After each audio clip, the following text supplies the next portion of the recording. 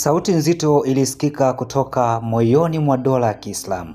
Sauti iliyotetemeka, sauti ya ahadi, sauti ya historia. Hii ilikuwa ni kauli Khatam al-Anbiya Central Headquarters, chombo kikuu cha uongozi wa operesheni za kijeshi cha Irani, kilichoinuka kama mnara wa azma katikati ya dhoruba ya mivutano ya kimataifa. Usiku wa Jumapili haukuwa wa kawaida nchini Irani. Ulikuwa ni usiku wa maneno yaliyobeba uzito wa vita, damu na hatima ya mataifa.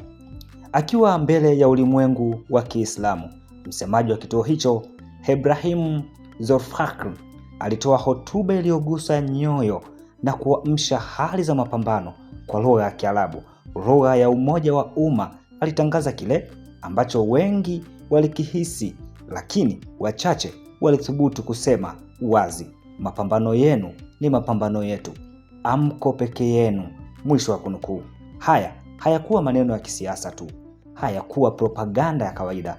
Yalikuwa ni kiapo cha damu, kiapo cha kusimama bega kwa bega na watu wa taifa la Palestina, hasa wale walioko ukanda wa Gaza, ardhi iliyogeuka uwanja wa maumivu, lakini pia ngome ya ujasiri usiovunjika.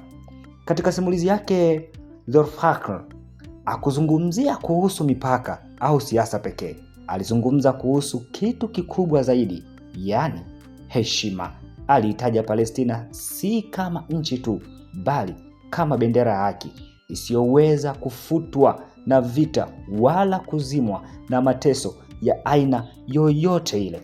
Na hapa namnukuu: hili si suala la taifa moja, ni suala la haki, heshima na utu wa umma mzima wa Kiislamu. Mwisho wa kunukuu. Kwa maneno hayo, Irani ilijipambanua si tu kama mshiriki wa vita, bali kama mlezi wa wazo la kupinga ukandamizaji popote pale.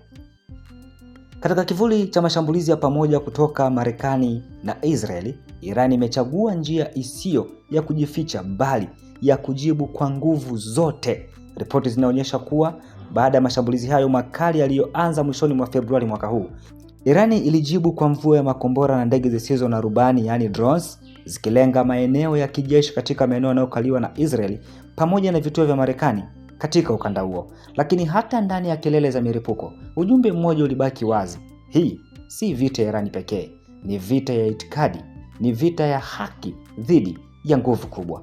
Katika mstari huo huo, msimamo mkali, kamanda wa ngazi ya juu wa Islamic Revolutionary Guards Corps IRGC, jeshi la mapinduzi la Kiislamu la Irani, Esmail Khani, alisisitiza kuwa kile alichokita muhimili wa upinzani sasa kimekuwa nguvu inayotetemesha mataifa makubwa duniani.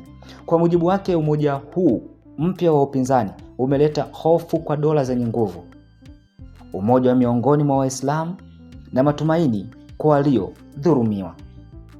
Labda sehemu yenye nguvu zaidi ya hotuba hiyo haikuwa kuhusu silaha, bali kuhusu hisia. Ilikuwa ni ujumbe wa mama aliyepoteza mtoto uko Gaza, kwa mpiganaji aliyejeruhiwa lakini bado amesimama, kwa taifa linalozidi kubanwa lakini alijainama. Tutabaki nanyi hadi haki irudi kwa wenyewe. Hii ni ahadi iliyovuka mipaka ya siasa, ni ahadi inayovuka vizazi. Katika ulimwengu unaogawanyika kati ya nguvu na haki, kauli ya Irani imeongeza sura mpya katika ramani ya migogoro ya kimataifa.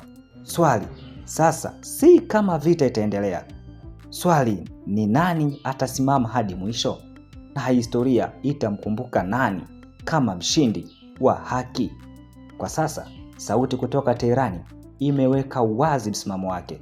Mapambano ya Palestina si yao peke yao, bali ni ya pamoja na Irani.